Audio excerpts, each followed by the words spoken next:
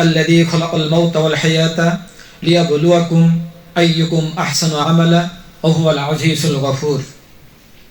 يا أيها المصلون الكرام, in today's Jummah khutbah, I would like to deliver a speech on the purpose of life of a Muslim. I firmly believe that all of we frequently think, why are we here? What is my responsibility in this dunya? What is my duty? So this is very basic thinking as a human being. Beloved brothers, Allah Himself answers in the Quran when He says, الذي خلق الموت والحياة ليبلوكم أيكم أحسن عملا وهو العزيز الغفور. Allah created death and life to test us, to see which of us is the best in deeds. This means that what truly matters to Allah is the quality of our actions, our amal, our sincerity, and our obedience to Allah. So every moment in this world is part of a divine examination. Allah will test us with ease and hardship. Allah will test us with wealth and poverty. Allah will test us with health and sickness. Allah will test us with temptations and responsibilities. Allah again says, وَلَنَبْلُوَنَّكُمْ بِشَيْءٍ مِّنَ الْخَوْفِ وَالْجُوعِ وَنَقْصٍ مِّنَ الْأَمْوَالِ وَالْأَنفُسِ وَالثَّمَرَاتِ وَبَشِّرِ الصَّابِرِينَ. And I will surely test you with something of fear, hunger, loss of wealth, loss of life, and loss of fruits. وَبَشِّرِ الصَّابِرِينَ, and the good news for those who remain patient in all these crisis moments. So, when any disaster or catastrophe or perils or dangers come to our life and to our family, we feel broken. But our Allah subhanahu wa ta'ala is teaching us by saying, الَّذِينَ إِذَا أَصَابَتْهُمْ مُصِيبَةٌ قَالُوا إِنَّا لِلَّهِ وَإِنَّا إِلَيْهِ رَاجِعُونَ. When crisis comes to you, when disaster, catastrophe comes to you, you say, Inna lillahi wa inna ilayhi raji'un. Everything is for Allah and everything towards Allah. In fact, a Muslim cannot be broken. A Muslim cannot be depressed. A Muslim cannot be diverted from the right path at any condition. Rather, he or she as a Muslim will show us the leadership, will show us the light to remove darkness. And please remember, every test is an opportunity to think, to correct ourselves, to perform more good deeds, and to make dua asking Allah to protect us from trials that we cannot bear. And even when we leave this dunya, the tests continue. The test will be continued in our grave when the Munkar Nakir will come and ask the questions.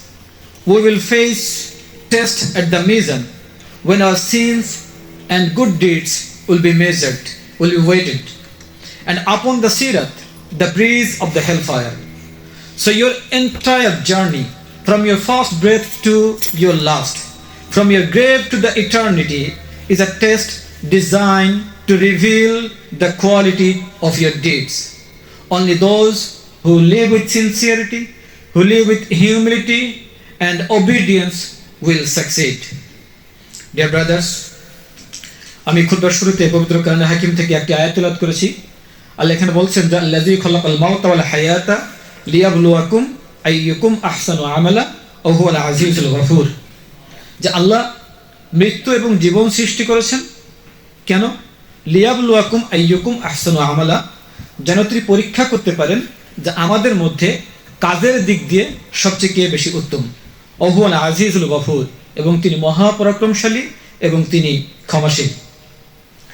প্রিয় ভাইরা, আল্লাহ রাব্বুল আলামিন দেখবেন আমাদের আমল, তিনি দেখবেন আমাদের আন্তরিকতা এবং আল্লাহর প্রতি আমাদের আনুগত্য, এবং আমাদের আমল এবং আল্লাহর প্রতি আনুগত্য বা আমাদের আন্তরিকতা বা আমাদের অন্তরকে আল্লাহ রাব্বুল আলামিন পরীক্ষা করবেন। আমাদেরকে অবশ্যই পরীক্ষার সম্মুখীন হতে হবে। আল্লাহ আমাদেরকে পরীক্ষা করবেন আমাদের আরাম দিয়ে, আল্লাহ পরীক্ষা করবেন আমাদের কষ্ট দিয়ে, আল্লাহ পরীক্ষা করবেন সম্পদ দিয়ে, আল্লাহ পরীক্ষা করবেন দারিদ্র্য দিয়ে, আল্লাহ আমাদেরকে পরীক্ষা করবেন সুস্বাস্থ্য এবং অসুস্থতা দিয়ে, আল্লাহ আমাদেরকে পরীক্ষা করবেন লোভ লালসা এবং আমাদের উপরে দায়িত্ব অর্পণের মধ্য দিয়ে। শুধু তাই না, আল্লাহ আরো বলছেন যে ওয়ালানাবলুওয়ান্নাকুম বিশাইইম মিনাল খাউফি ওয়াল জুই ওয়া নাকসিম মিনাল আমওয়ালি ওয়াল আনফুসি ওয়াস সামারাতি ওয়া বাশশিরিস সাবিরিন, যে আমাদেরকে অবশ্যই আল্লাহ পরীক্ষা করবেন, মিনাল খাউফি ভয় দিয়ে পরীক্ষা করবেন, ওয়াল জুই ক্ষুধা দিয়ে পরীক্ষা করবেন, ওয়া নাকসিম মিনাল আমওয়ালি আমাদের সম্পদের ক্ষতির মধ্য দিয়ে আমাদেরকে পরীক্ষা করবেন, ওয়াল আনফুসি লস অফ লাইফের মধ্য দিয়ে আমাদেরকে পরীক্ষা করবেন, ওয়াস সামারাতি এবং লস অফ ফ্রুটস ইত্যাদির মধ্য দিয়ে আমাদেরকে পরীক্ষা করবেন। এবং আল্লাহ বলছেন ওয়াবাশশিরিস সাবিরিন, এবং তাদের জন্য সুসংবাদ যারা এই সকল কঠিন মুহূর্তে, এই সকল সংকটে যারা ধৈর্যশীল ছিল, যারা ঈমান হারা হয়নি। এজন্যে আমাদের এই যে পরীক্ষা, এই পরীক্ষা হচ্ছে আমাদের জীবনের শুরু থেকে আমাদের মৃত্যু পর্যন্ত। এই পরীক্ষা শুধু আমাদের মৃত্যুর মধ্য দিয়ে শেষ হচ্ছে না, এই পরীক্ষা হবে আমাদের কবরে, যখন মুনকার নাকির আমাদেরকে এসে কোশ্চেন করবেন, সেই কোশ্চেনের অ্যান্সার আমাদের দিতে হবে, সেখানে আমাদেরকে পাশ করতে হবে। এমনকি মিজানের পাল্লায় যখন আমাদের গুড ডিডস এবং আমাদের পাপগুলো যখন পরিমাপ করা হবে, সেখানেও আমাদেরকে পাশ করতে হবে এবং আমাদেরকে পরীক্ষার সম্মুখীন হইতে হবে যখন আমরা ফুলসিরাত পার হব। এই জন্যে এই দুনিয়াটা আমাদের জন্য একটা পরীক্ষার জায়গা। আমরা প্রতিনিয়ত একটা পরীক্ষার মধ্য দিয়ে যাচ্ছি, আমাদের পুরো লাইফ টাইমটা একটা পরীক্ষা। এই দুনিয়া হচ্ছে অ্যাচিভমেন্টের জায়গা, এই দুনিয়া হচ্ছে কাজ করার জায়গা। যদি আমরা পরকাল এবং এই দুনিয়াতে যদি আমরা সফল হতে চাই, তাহলে অবশ্যই আমাদের কাজের মধ্য দিয়ে, আমাদের কর্মকাণ্ডের মধ্য দিয়ে, ভালো কাজের মধ্য দিয়ে, সততার মধ্য দিয়ে, গুড ইন্টেনশনের মধ্য দিয়ে আল্লাহর কাছে আমাদেরকে প্রিয় হয়ে উঠতে হবে। যদি আমরা প্রিয় হতে পারি, এবং এই প্রিয় হওয়াটা কিন্তু সহজ না। আল্লাহ রাব্বুল আলামিন বলছেন যে তিনি আমাদেরকে ভয় দিয়ে আমাদেরকে পরীক্ষা করবেন, ক্ষুধা দিয়ে পরীক্ষা করবেন, তিনি আমাদের ভালো সময় দিয়ে পরীক্ষা করবেন, খারাপ সময় দিয়ে পরীক্ষা করবেন, সুস্থতা অসুস্থতা ইত্যাদি দিয়ে তিনি আমাদেরকে পরীক্ষা করবেন। এই সকল পরীক্ষায় আমাদেরকে পাশ করতে হবে। ইনশাল্লাহ আমরা আল্লাহর কাছে দোয়া করব যেন আল্লাহ আমাদের এই পরীক্ষাকে সহজ করে দেন। কেননা পরীক্ষা যদি আমাদের জন্য কঠিন হয়, বা আমাদেরকে যদি হিসাবে কাঠগড়ায় যদি দাঁড় করানোই হয়, তাহলে আমাদের জন্য জান্নাতে যাওয়া কঠিন হবে। এই জন্য আল্লাহর কাছে আমাদেরকে দোয়া করতে হবে যেন তিনি আমাদেরকে বিনা হিসেবে জান্নাত দেন, এবং এমন কিছু করে যেতে হবে যা সমাজের জন্য, কমিউনিটির জন্য, ইসলামের জন্য, দেশের জন্য, মানুষের এমন উপকারে আসবে যাতে আল্লাহ রাব্বুল আলামিন খুশি হয়ে আমাদেরকে জান্নাত দিয়ে দিবেন। Dear brothers, in this light of the discussions, there are some criteria to be practiced in our daily life to fulfill the Allah's wishes of creating human being.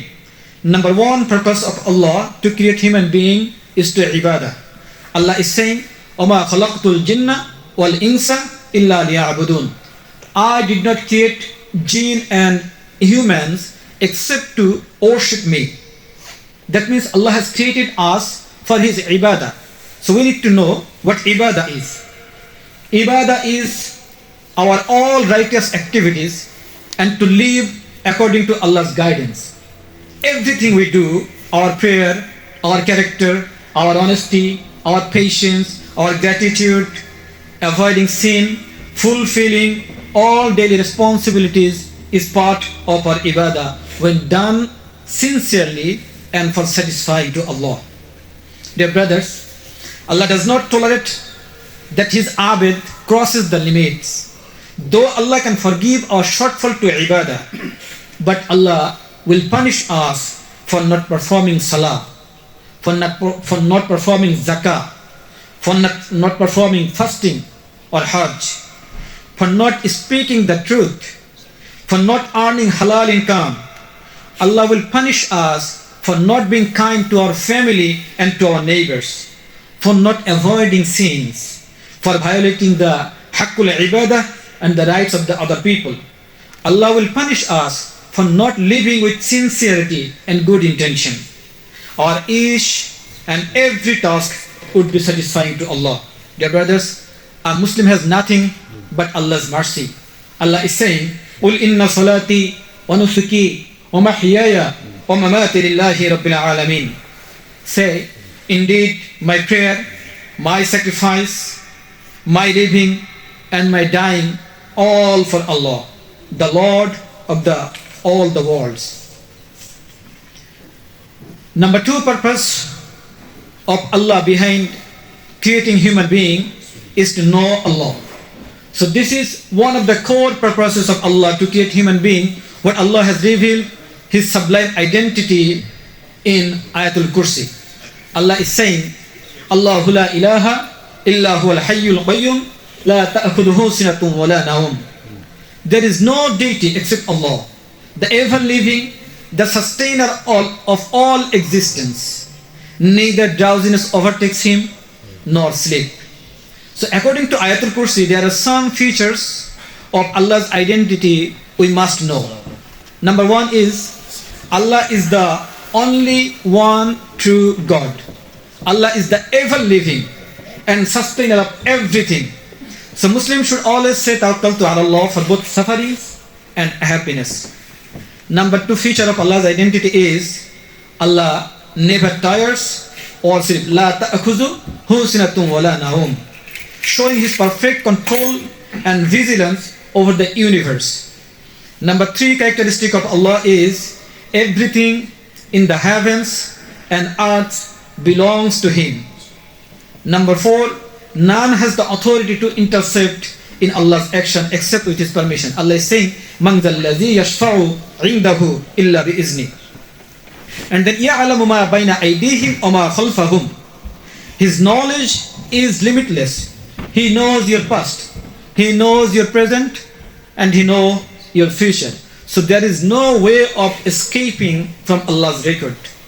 Number six characteristic of Allah's identity is, His kursi or throne symbolizes Allah's absolute dominion over the universe. Number seven, preserving the heavens and earth is effortless for Him. Everything is running by His order. Allah is saying, Tabarakalladhi biyadihil mulku wa huwa ala kulli shay'in qadir. Blessed is He in whose hand is dominion, and He is over all things competent. Number eight characteristic of Allah's identity is, He is the most high, the most great. Dear brother, number three purpose of Allah behind creating human being is acting as Allah's representative or Khalifa on earth. قال الله تعالى في القرآن الكريم وإذ قال ربك للملائكة إني جاعل في الأرض خليفة قالوا وتجعل فيها من يفسد فيها ويسفك الدماء ونحن نسبح بحمدك ونقدس لك قال إني أعلم ما لا تعلمون. When Allah informed the angels that He would place a Khalifa, a successive human authority on the earth, the angels asked, not out of rejection, not out of objection, but out of seeking understanding, they were asking to Allah that, Ya Allah, will you place on earth a being who will cause corruption, who will cause bloodshed, while we glorify You and declare Your holiness? And Allah replied that, Inni a'lamu ma la ta'lamu. I know what you do not know. So this is Allah's wisdom in creating human beings in this dunya to distinguish believers from the disbelievers, from the transgressors. Allah knew that even among sinful people there would be many who become righteous, who become knowledgeable, who become obedient to Allah, and who is very sincere in worship, very sincere in ibadah. In ibadah, the qualities maybe the angels couldn't see. Therefore, as a Khalifa, we have some responsibilities. Firstly, a Muslim put his or her utmost efforts to establish justice. Where there is injustice, Muslims should be there, ensure justice. In fact, we have been seeing these relentless efforts of establishing justice from every Paygambar to the latest Muslim empires. History is the witness how Muslim rulers contributed to ensure justice in the society, and for this reason of establishing justice, the people came overwhelmingly under the shadow of Islam, seeking justice and peace. Secondly, to protect the environment. As a Khalifa, it's our responsibility by protecting biodiversity in this planet where we live. This is very important, not to pollute the environment as per teaching of our beloved Prophet Muhammad sallallahu alaihi wasallam. Thirdly, using resources responsibly avoiding wastage. We waste not only our materials but also our valuable time. This is very significant because Allah is saying in Surah Al-Asr, "Wal asri innal insana lafi khusr." Truly the human being is in a state of loss. So when we waste our time, we waste there our life. Fourthly, as a Khalifa on earth, our responsibility to build an ethical society. An ethical society is one founded on good values and responsible behavior. It begins from our family, where we treat another with respect, fairness, and dignity, without any class divisions, and where every person is valued equally. In such a society, owners and employees are treated with justice, cooperation, and helping one another becomes a defining feature of Islamic life. Human rights are protected just as the Prophet ﷺ established in the society of Medina. Dear brothers, মহান আল্লাহ রাব্বুল আলামিন পৃথিবীতে কেন মানুষ সৃষ্টি করলেন তার কয়েকটি উদ্দেশ্য। তো প্রথম যে উদ্দেশ্যটি আমি বলেছি সেটি হচ্ছে, আল্লাহ বলেছেন, জমা খলাকতুল জিন্না ওয়াল ইনসা ইল্লা লিয়াবুদুন। আমি মানুষ এবং জিনকে সৃষ্টি করেছি আমার ইবাদতের জন্য। তাহলে ইবাদত হচ্ছে একটি মুখ্য বিষয়, কেন আল্লাহ মানুষকে সৃষ্টি করলেন। এখন ইবাদতটা হচ্ছে কি?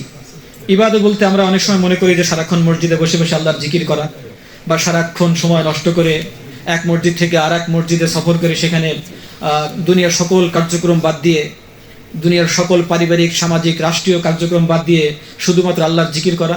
এটি আসলে ইবাদত না। ইবাদত হচ্ছে আমাদের সকল ন্যায়ভিত্তিক কার্যক্রম, যা আল্লাহ রাব্বুল আলামিন কুরআন এবং হাদিসের আলোকে আমাদেরকে নির্দেশনা দিয়েছেন।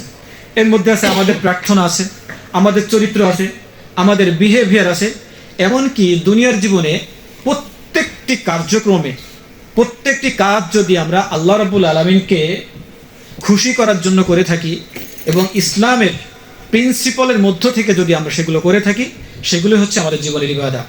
এজন্য আপনার চরিত্র, আপনার কার্যক্রম, আপনার কথা, আপনার কাজ, আপনার খাওয়া, আপনার ঘুম, সব কিছুই একজন মুমিনের ইবাদতের অন্তর্ভুক্ত, যদি আপনি সার্বক্ষণিক আল্লাহকে হাজির নাজির জেনে আল্লাহকে সন্তুষ্ট করার জন্যে এবং আল্লাহকে স্যাটিসফাই করার জন্য যদি আপনি আপনার কার্যাবলী সম্পাদন করে থাকেন, এর সব কিছুই হচ্ছে আপনার ইবাদত। এর মধ্যে আপনার নামাজ অন্তর্ভুক্ত, এর মধ্যে আপনার সওম অন্তর্ভুক্ত, এর মধ্যে আপনার হজ, যাকাত সব কিছু অন্তর্ভুক্ত। আবার অনেক সময় আমরা কিছু কিছু স্কিপ করি, যেমন আমার টাকা পয়সা আছে কিন্তু শুধু আমি নামাজে বেশি মনোযোগ দিই, আমি হজ করতে চাই না, বা আমার টাকা আছে আমি নামাজে বেশি মনোযোগ দিচ্ছি, আমি জাকাত দিতে চাই না, আমি আমার সম্পদকে কোনোভাবে আমি স্যাক্রিফাইস করতে চাই না। এই ধরনের নানান প্রবণতা কিন্তু আমাদের মধ্যে আছে, কিন্তু এগুলো হচ্ছে ইসলামের বেসিক।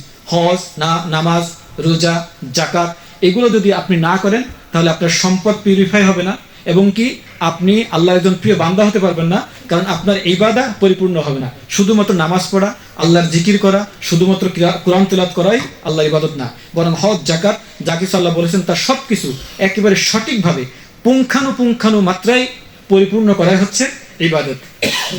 আল্লাহ বলেছেন যে তিনি কখনো কখনো আমাদের ইবাদতে যদি সফল হয়, ইবাদতে যদি কমতি হয়, তাহলে তিনি ক্ষমা করবেন, কিন্তু তিনি আমাদের সীমা লঙ্ঘনকে কখনো ক্ষমা করবেন না। এই জন্য আল্লাহ বলেছেন, আপনি যদি ঠিকমতো 5 ওয়াক্ত সালাত যদি আপনি পারফর্ম না করেন, আল্লাহ আপনাকে ক্ষমা করবে না। আপনি যদি রমজানের রোজা না রাখেন, ফরজ রোজা যদি আপনি না রাখেন, আল্লাহ আপনাকে ক্ষমা করবে না। আপনার উপরে জাকাত এবং হজ ফরজ হয়েছে, আপনি যদি তার সম্পাদন না করেন, আল্লাহ আপনাকে ক্ষমা করবে না। আপনি যদি মিথ্যা কথা বলেন, আল্লাহ আপনাকে ক্ষমা করবে না। আপনি যদি হারাম ইনকাম করেন, আল্লাহ আপনাকে ক্ষমা করবে না। আপনি যদি আপনার লাইফটাকে হারাম পথে এক্সপেন্ড করেন, আল্লাহ আপনাকে ক্ষমা করবে না। এমনকি আপনি যদি আপনার মনের মধ্যে, আপনার ইন্টেনশনের মধ্যে আপনি পাপকে যদি অ্যাভয়েড করার চেষ্টা না করেন, আল্লাহ আপনাকে ক্ষমা করবে না। এমনকি আপনি যদি অন্যের হক, হাক্কুল ইবাদা, অন্যের হক যদি আপনি লঙ্ঘন করেন, এই কাজটি কিন্তু আমরা অনেকেই করে থাকি। আমরা অন্যের সম্পদ অবৈধভাবে এমবেজল করে থাকি, আত্মসাৎ করে থাকি, মানে বিভিন্নভাবে কারোর টাকা আমার পকেটে আসছে বা কারোর একটা হক আমার কাছে আছে, আমি আর সেটি দিতে চাই না। টাকা একবার পকেটে ঢুকলে সেটি আর যাইতে চায় না। এই যে আমাদের একটা প্রবণতা, এটি কিন্তু অত্যন্ত ভয়ঙ্কর। কখনো কখনো আমরা আমাদের ভাই বোনদের সম্পদ লুণ্ঠন করি, ভাই বোনদের সম্পদ নিজেদের নামে লিখে নিই, বাবার সম্পদ পাওয়ার সকলের ইকুয়াল রাইটস আছে, তা থেকে আমরা তাদেরকে বঞ্চিত করি। এইভাবে যে অন্যের অধিকারকে যে আমরা হরণ করি, এই হরণ করাকে কিন্তু আল্লাহ কখনো ক্ষমা করবেন না। এই জন্যে আপনি যদি আপনার সম্পদের মধ্যে যদি বারাকা চান, আপনি যদি অন্যের অধিকার যদি হরণ না করতে চান, তাহলে এখনই এই মুহূর্তে এই মসজিদে বসে আপনি সিদ্ধান্ত নিয়ে নেন, যদি আপনার কাছে কেউ কিছু পায় আপনি তা শোধ করে দেন। আপনি বিশ্বাস করেন এর মাধ্যমে আপনার মাথার উপর থেকে একটা বড় বোঝা নেমে যাবে। আপনি খুব রিলিফ ফিল করবেন যে না, আপনি অন্যের অধিকার যেটুকু ছিল আপনার উপরে আপনি সেটুকু দায়িত্ব পালন করতে পেরেছেন, বা আপনি তার টাকা বা তার পয়সা বা তার সম্পত্তি আপনি পরিশোধ করতে পেরেছেন। এটি আপনার দায়িত্ব, এবং এই সম্পদ, অন্যের সম্পদ তো এনজয় করা বা কনজিউম করার অধিকার তো আপনার নাই।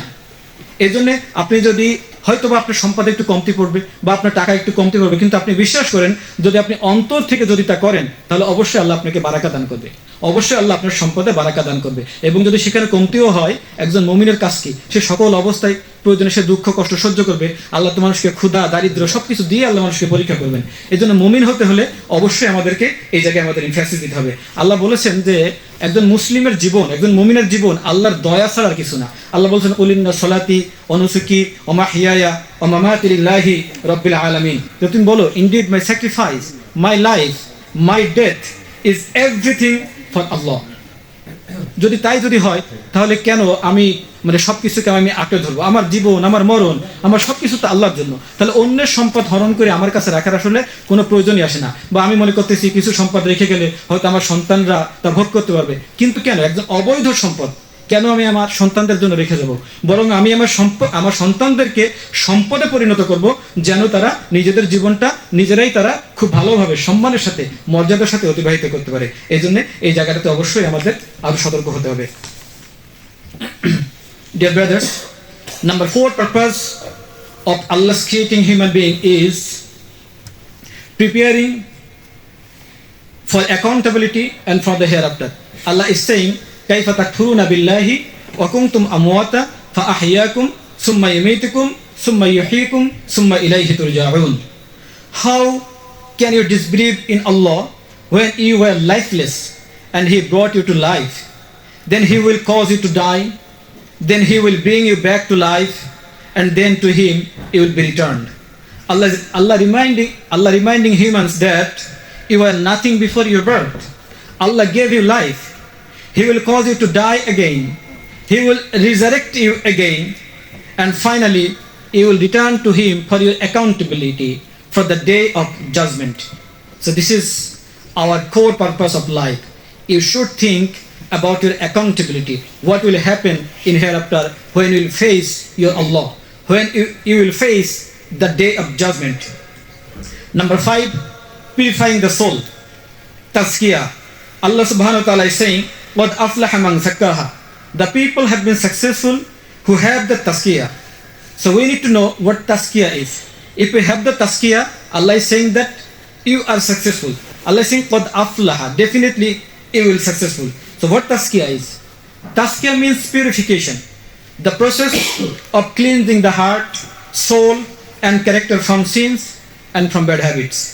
Tazkiyah is fighting against ego, against arrogance, against envy, and against sin. And tazkiyah helps us to grow our souls with good deeds, good character, and remembrance of Allah. Dear brothers, we ask Allah to increase our understanding of why He created us and to help us fulfill His commands with sincerity. May He ease our tests in this life, at the Mizan, and on the Sirat, and grant us safety from hellfire and the honor of entering Jannah. Amen.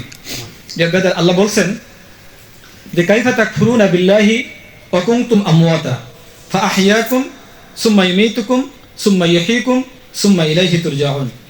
যে কিভাবে তুমি তোমার প্রতিপালককে অস্বীকার করছো। আল্লাহ বলছেন আক্ষেপ করে যে কিভাবে তুমি তোমার প্রতিপালককে অস্বীকার করতে পারো। ওয়া কুনতুম আমওয়াতা, অথচ তুমি মৃত ছিলে। That means you had no existence, তোমার তো কোনো অস্তিত্বই ছিল না। ফাআহইয়াকুম, তিনি তোমাকে জীবন দান করেছেন। সুম্মা ইউমীতুকুম, এবং তোমার মৃত্যু ঘটাবেন। সুম্মা ইউহয়ীকুম, এবং পুনরায় তোমাকে জীবন দেওয়া হবে। সুম্মা ইলাইহি তুরজাউন, যেন তুমি আল্লাহর নিকটবর্তী হতে পারো তোমার হিসাবের জন্য, তোমার অ্যাকাউন্টেবিলিটির জন্য। তাহলে আল্লাহ এখানে বলছেন যে আমরা কিভাবে সে আল্লাহকে অস্বীকার করতে পারি।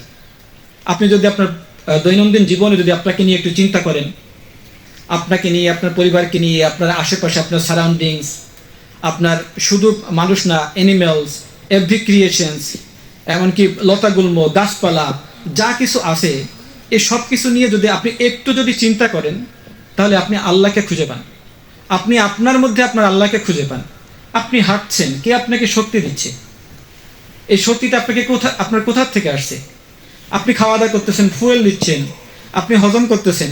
এই যে শরীরের মধ্যে যে আপনার একটা প্রসেস চলতেছে, আপনার খাবার দাবার হজম হয়ে আপনার রক্তে পরিণত হচ্ছে, আপনার পুরো শরীরে রক্ত সার্কুলেশন হচ্ছে, আপনার রক্ত আপনার হার্টের মাধ্যমে আপনার শরীরের প্রত্যেকটা নার্ভে, প্রত্যেকটা অঙ্গ প্রত্যঙ্গে আপনার ব্রেনে ছড়িয়ে যাচ্ছে, আপনার শরীরের প্রত্যেকটা অর্গান ফাংশন করতেছে।